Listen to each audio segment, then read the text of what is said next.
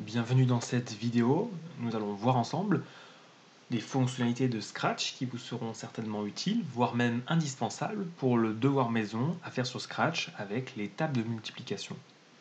Ici, nous allons faire une petite variante. Nous allons par exemple faire un programme qui va plutôt faire des additions de trois nombres.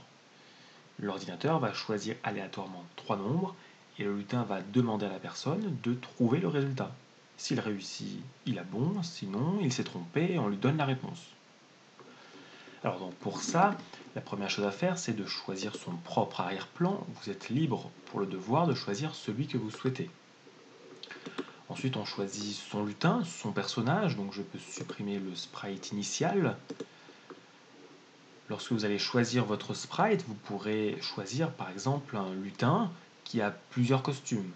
On le repère rapidement ici lorsqu'on passe la souris sur certains lutins. Il y a plusieurs positions, plusieurs configurations possibles et cela pourra être utile notamment pour féliciter d'une certaine manière ou justement lorsque la personne échoue. Prenons par exemple un personnage qui a plusieurs costumes.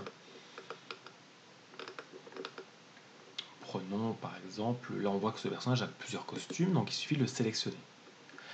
Alors où est-ce qu'on retrouve ces costumes? Eh bien, si vous allez en haut dans costumes, je suis actuellement sur le personnage, et donc j'ai accès à ces différents costumes. Donc je pourrais facilement changer de costume.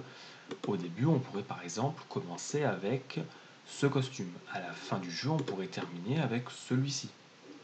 Lorsque la personne a une bonne réponse, on pourrait donner ce costume-là. D'ailleurs, on pourrait, pour faciliter, renommer éventuellement le costume.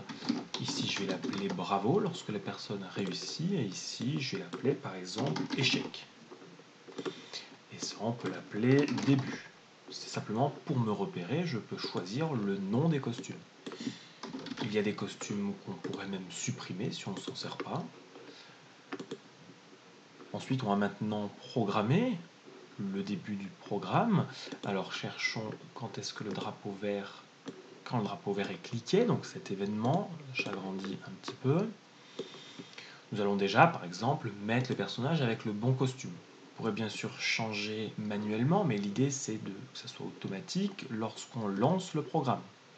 Donc il suffit de sélectionner basculer sur le costume début. Ça c'est un petit bonus qui n'est pas forcément nécessaire si vous ne voulez pas mettre les améliorations. Alors maintenant la partie intéressante est là, il faut que l'ordinateur choisisse aléatoirement trois nombres dans mon exemple ici. Alors on a la possibilité avec les opérateurs ici de demander à Scratch de tirer un nombre aléatoire entre deux nombres. Imaginons ici pour les additions, on va tirer trois nombres entre 1 et 100, puisque les additions sont beaucoup plus simples que des multiplications. Si je double-clique sur ce bloc, ben voilà, Scratch me donne un nombre aléatoire. Si je relance, ça sera un autre nombre, etc. Ce bloc a une forme différente, bien sûr je ne peux pas le mettre à la suite, ça donne un résultat et il faut savoir qu'est-ce que je veux en faire. Eh bien moi je veux tirer trois nombres aléatoires et déjà les mettre en mémoire. Alors pour utiliser des mémoires sur un ordinateur, sur un programme, on utilise ce qu'on appelle en informatique des variables. Donc on les trouve ici dans variables. Il y a par défaut une variable qui est déjà créée, qui s'appelle ma variable. Bon, ici elle ne sera pas utile, je vais même la supprimer. Donc ici, je veux sauvegarder trois nombres, je vais sauvegarder donc trois variables. On peut choisir est-ce que la variable concerne que ce personnage ou tous. Bon, ici, ça n'a pas d'importance, je vais laisser les paramètres de base. Vous choisissez un nom, alors quelque chose ici de simple, pour me souvenir et repérer les trois nombres, je vais les numéroter, nombre 1, nombre 2 et nombre 3. Par défaut, l'ordinateur affecte la valeur 0 en mémoire. Nombre 1 actuellement a la valeur 0. Donc moi, au début de mon programme, je voudrais modifier la valeur de nombre 1, nombre 2 et nombre 3. Il me suffit d'utiliser les blocs mettre, ensuite le nom de la variable à telle valeur. Bien sûr, je ne vais pas choisir ici les nombres au hasard en fixant par exemple 50, 40 et 11. Je veux que ce soit l'ordinateur qui les choisisse. Puisque si je fixe ces valeurs, c'est en réalité moi qui ai décidé, mais chaque fois que je vais lancer le programme en cliquant sur le drapeau vert, ce seront toujours les mêmes valeurs. Vous voyez là ici que les valeurs ont changé. Tout à l'heure, elles étaient toutes à 0. Mais il suffit en réalité de mettre ce bloc à l'intérieur, et comme ça on demande à Scratch de choisir aléatoirement pour nombre 1 une valeur entre 1 et 100. Je peux faire la même chose pour nombre 1, nombre 2 et nombre 3. Ainsi, j'ai déjà commencé mon programme en faisant en sorte que Scratch tire aléatoirement 3 nombres aléatoires et il les met en mémoire, dans 3 mémoires différentes. Maintenant, il faudrait demander à la personne de faire un calcul. Donc on a pour cela un bloc demandé. Dans capteur, on a le bloc demandé, suivi d'une question. Bien sûr, la question va être après qu'on ait choisi les 3 nombres, donc je vais la mettre ici. Et on va lui demander combien donne la somme. Donc ici, j'écris le texte. Après, dans l'idéal, il faudrait que le calcul soit écrit. Le calcul, donc ça serait le premier nombre, plus le deuxième, plus le troisième. Pour l'instant, on va utiliser ceux qui sont là. Après, on va améliorer le programme. Si je lance mon programme, donc là, Scratch a à nouveau choisi des nombres aléatoires, et il me demande combien vaut la somme. Ici, pour la démonstration, les nombres sont peut-être un peu grands. On va simplifier. On va tirer des nombres aléatoires entre 1 et 10. Donc là, c'est très simple. Le résultat, ça donne 19. Bon, eh bien, il faut poursuivre le programme pour tester est-ce que la réponse à la question correspond au calcul, au vrai résultat. Donc on peut récupérer la réponse de la personne avec le bloc réponse. Vous voyez ici, on peut choisir d'afficher ou non la variable réponse, qui est quelque chose d'automatique, c'est la réponse à la dernière question. Actuellement, tout à l'heure j'ai répondu 19, donc il a mis en mémoire dans réponse 19. Je peux utiliser ce bloc pour récupérer la réponse de la personne. Et il va falloir comparer avec la somme des 3 nombres. Alors la somme des 3 nombres, elle va s'effectuer avec l'opérateur somme, addition. On va chercher dans les variables le nombre 1, on va l'additionner avec le nombre 2, puis le nombre 3. Alors pour faire l'addition avec le nombre 3, il va falloir à nouveau un bloc addition, et on va donc additionner le résultat de nombre 1 plus nombre 2 avec nombre 3. En réalité, il va falloir comparer ces deux résultats, ce qu'a donné la personne à la question et la vraie réponse qu'a effectuée Scratch, où il n'y a pas d'erreur ici. Là, éventuellement, la personne peut s'être trompée. Donc on peut chercher, on a un moyen ici de comparer quelque chose. Vous voyez que les blocs ont une autre forme, c'est des formes de losange. Ce sont des conditions. On va vérifier ici s'il y a égalité. On ne veut pas vérifier si l'un est plus grand. On veut vérifier est-ce que la réponse à la question, c'est exactement ça. Et on peut simplement utiliser un événement, une boucle, un test plutôt, si alors. Si il a la bonne réponse, et on met le test dans le petit bloc en forme de losange. Et ensuite, il suffira de faire deux actions différentes. Par exemple, si on a réussi, on va simplement changer de costume. Donc les costumes, c'est dans Apparence, basculer sur le costume, on l'avait appelé le costume Bravo. Ici, ce qui va s'exécuter à l'intérieur, vous voyez que c'est décalé, tous les blocs que je vais mettre à la suite à l'intérieur du si vont s'effectuer dans l'ordre. On pourrait également dire un message, par exemple, donc dans Apparence, dire pendant 2 secondes, on peut également dire le message bravo, tu as trouvé la réponse.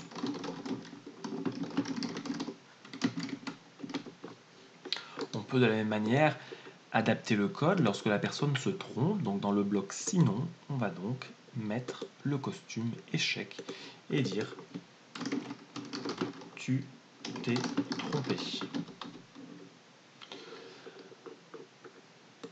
On va simplement lancer le programme. Donc je lance mon programme. Vous voyez qu'il a tiré d'autres nombres. Ici, le résultat de 4 plus 9 plus 2 va donner donc 15. Et voilà, on voit qu'ici, on a trouvé la bonne réponse. Si je me trompe, donc je le relance, je ne vais pas répondre à nouveau 15 puisque le calcul n'est pas le même. Donc ici, la vraie réponse serait 18. Je vais me tromper. Je vais par exemple mettre une réponse improbable. Je vais mettre 100. Vous voyez qu'ici, il a effectué ces deux blocs. Bien sûr, il y a encore quelques améliorations à faire. Par exemple, il ne faudrait pas que les variables soient affichées de cette manière-là. Il serait plus élégant que le calcul soit affiché ici dans la question. Eh bien, pour cela, il suffit d'utiliser les variables nombre 1, nombre 2, nombre 3 et les afficher à la suite. Alors pour cela, on va avoir besoin de plusieurs blocs pour regrouper du texte à la suite. Alors, on peut en mettre directement plusieurs. Vous allez vite comprendre pourquoi il en faut plusieurs. Donc je suis en train ici de choisir, de personnaliser la question qui va être posée.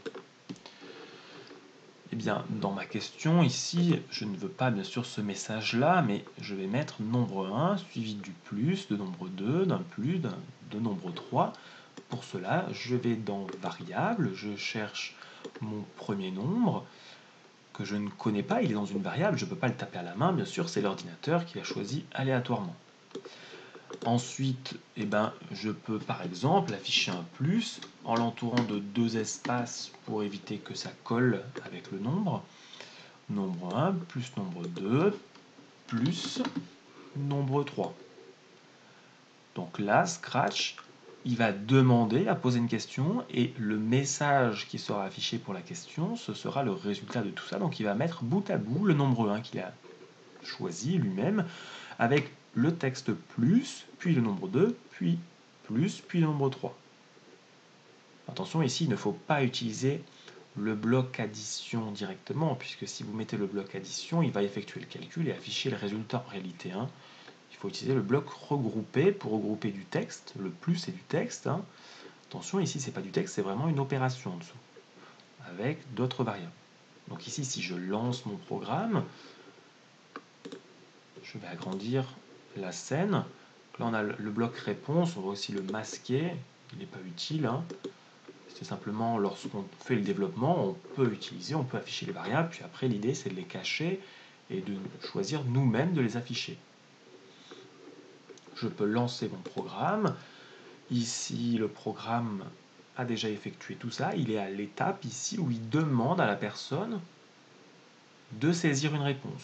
Et le message est donc nombre 1 plus nombre 2 plus nombre 3. Vous voyez qu'ici, il a mis bout à bout exactement ce que je lui ai dit, qui correspond au calcul qu'on demande à la personne. Donc ici, 9 plus 8, ça donne 17. Je valide. Bravo, tu as trouvé la bonne réponse. Si ici, on veut afficher la réponse qu'il fallait trouver, il suffirait d'utiliser le bloc regrouper, puis de mettre, par exemple, au début, tu t'es trompé, la réponse était, et puis dans ce bloc-là, on peut mettre la réponse. On peut reprendre les deux blocs d'addition. On pourrait aussi, peut-être pour plus de clarté, créer une autre variable qui va stocker la réponse. Puisque le bloc d'addition, sinon on va devoir le répéter à plusieurs endroits. Donc, il serait peut-être plus judicieux d'enregistrer ça dans une autre variable. On va appeler par exemple somme ou résultat, peu importe le nom, c'est pour nous, pour mieux se repérer. Donc ici, je vais enregistrer dans somme le résultat de l'addition de ces trois nombres. Et il suffit de mettre ce bloc. Bien sûr, il ne faut surtout pas afficher somme à la personne, puisque sinon, elle va pouvoir deviner le résultat, bien sûr. Ici, ça n'est plus 50, j'ai enlevé le bloc d'addition. Il faut que je compare la réponse à la question avec la somme, le vrai résultat. Et donc, si on veut à la fin afficher un message quand la personne s'est trompée, on peut écrire faux, la réponse était, on met un espace à la fin pour ne pas coller avec la réponse, et on lui affiche la réponse qui a déjà été calculée et qui est enregistrée dans somme. Alors, pour l'exemple, on peut afficher les nombres pour un peu mieux comprendre, et ensuite, je vous laisserai les masquer vous-même. Si je lance mon programme, eh bien, nombre 1, nombre 2, nombre 3, il m'a bien mis bout à bout, et je sais que le résultat c'est 12, bien sûr c'est parce que j'ai moi-même voulu l'afficher, mais après ça ne sera pas affiché. La réponse est 12, si je réponds 12, ce sera une réponse correcte. On va faire un autre exemple, quand on se trompe, eh bien ici on voit que le personnage a bien mis le bon costume et il donne la réponse dans la phrase. Ensuite, si vous voulez imaginer d'autres améliorations, vous pourrez par exemple imaginer un système de score. Donc pour cela, on peut créer une variable qu'on peut appeler score. Au tout début du programme, il faut qu'elle soit à 0, et lorsque la réponse est juste, on peut ajouter un certain nombre de points, à vous de le déterminer, Et lorsqu'on se trompe, on pourrait aussi faire perdre des points ou ne pas donner de points au choix. J'espère que toutes ces explications vous auront aidé. N'hésitez pas sinon à me demander de l'aide. Pour d'autres améliorations, n'hésitez pas à faire preuve de créativité, hein. Vous pourriez par exemple adapter le calcul des tables de multiplication avec une autre variante en posant, je ne sais pas, 10 questions d'addition, 10 questions de soustraction, 10 questions de multiplication.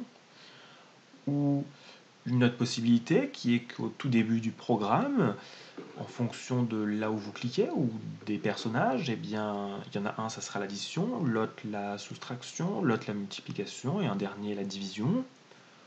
Ou on pourrait sinon imaginer que le personnage pose une question plus complexe avec une addition et une multiplication dans le même calcul et que la personne doit faire le calcul et donc là il y a des règles de priorité qu'on teste lorsqu'on demande la réponse. Voilà, je vous invite à bien relire l'énoncé, à commencer par un programme simple et au fur et à mesure à l'améliorer. Voilà, amusez-vous bien.